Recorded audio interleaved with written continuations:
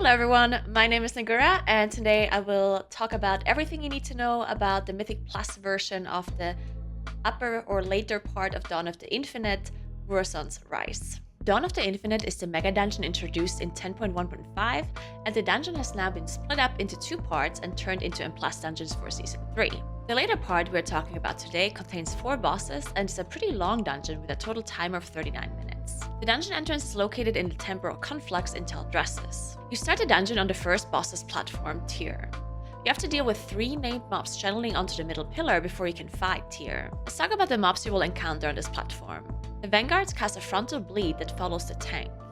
The mages cast Epoch Bolt on a tank, dealing magic damage if not interrupted, and additionally cast Corroding Volley. This cast can only be disrupted and does initial damage to the group on application, and additionally leaves behind a magic debuff that slows. One of the 3 mini-bosses is Keeper Valo.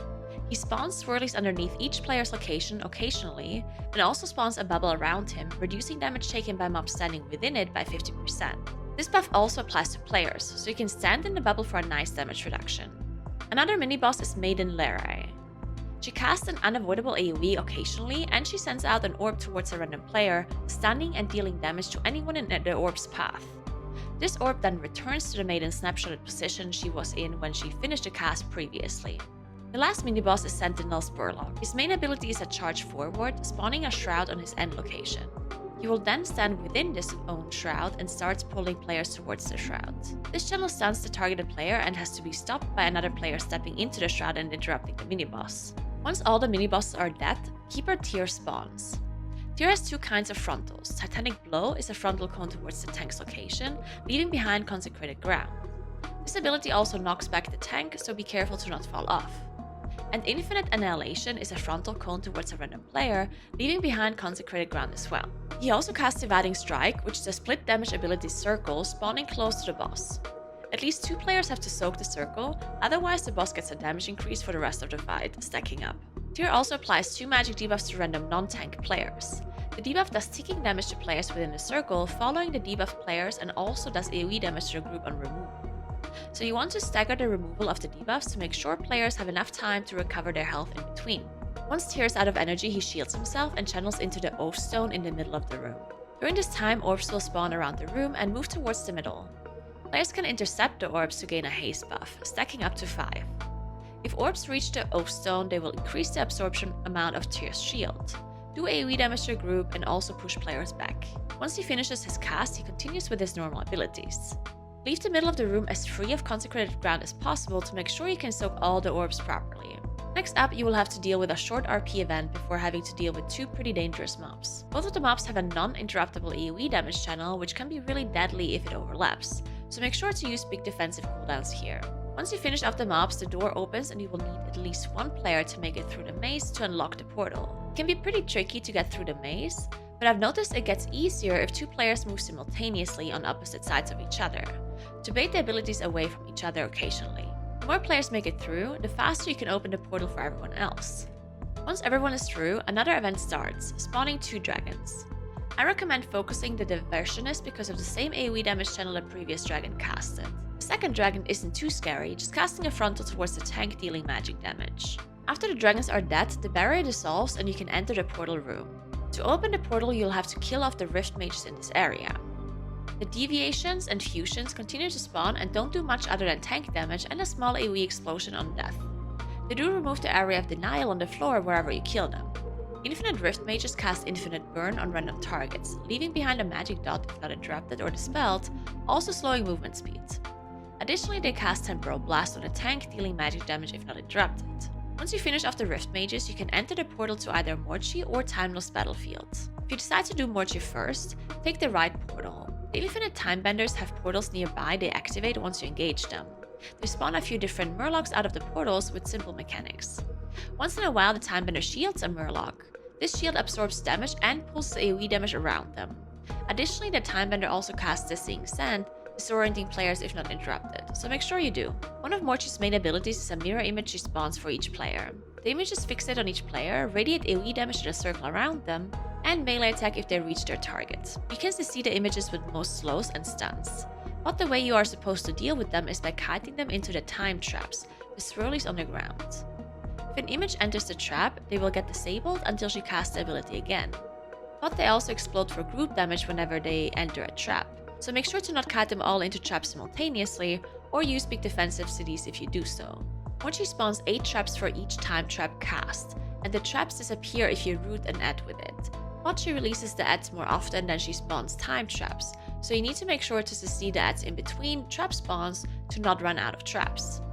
Keep in mind she also breaks players CC whenever she recasts the ability. Another signature ability of Morchie is more problems. Boss disappears and spawns multiple mirror images of herself in a circle around the room.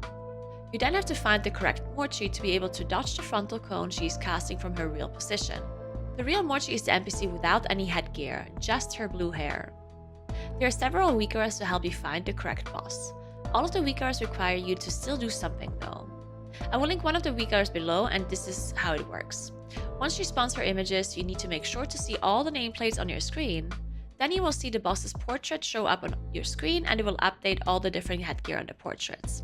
Once all the wrong Morchies showed up, make sure you click on the correct Morchie and the weak arrow will mark the correct one with an icon above the nameplate. Other than that, tanks just need to watch out for Sandblast. It's a frontal that follows the tank's position, so don't aim it into the middle of the room. If you decided to do Morchie first, then you need to go back into the previous portal room and enter the left portal to get to Time Lost Battlefield. There's only 3 trash mobs to get to the boss. Pronaxi casts Temporal Link onto a player. This creates an absorb shield on the mob and a healing absorb on the player, shared between them. 25% of the damage the group deals to the mob while the shield is up is also being dealt to the player with the healing absorb.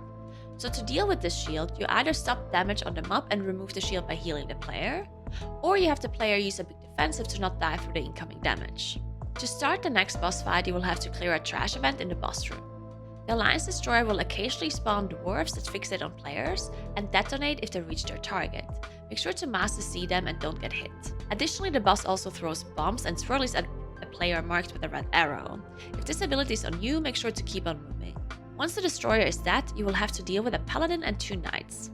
Paladin casts Consecration, so make sure you move the mobs out of that, and Holy Light, which is a heal that can be interrupted.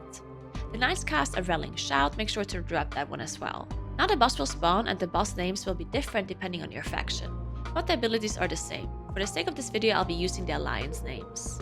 There will be multiple friendly and targetable NPCs, and any boss ability that hits them will kill them and give the boss a stacking buff called Battle Sense, doing AoE damage to the group on successful melee attacks. One of the boss's abilities is Shockwave, targeting 3 random players after one another with a frontal cone.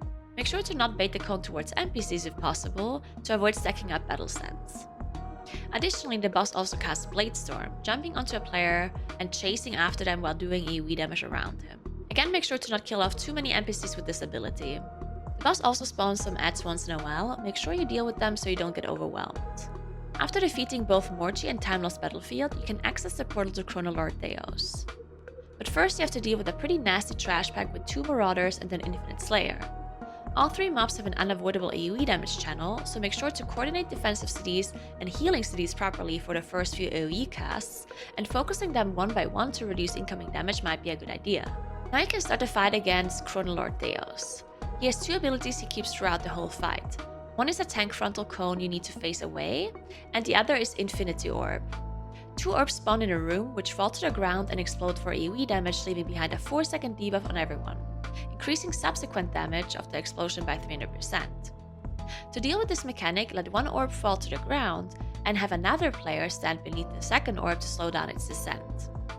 Assigning 1 designated orb slower beforehand makes sense, so this player always knows to stand underneath an orb while all the other players move away. Additionally, the boss also spawns infinite timekeepers in phase 1. They run towards the side and start summoning ads from a portal. Kill these ads quickly to stop the summoning. Additionally, each keeper also removes 20% health of the boss. Once you defeat all 4 keepers, the boss goes into phase 2. In phase 2, he will continue to cast his tank frontal cone and the infinite orbs. Additionally, there are puddles filling up the room slowly, so make sure to not get cut off from your group and move together until you defeat the boss.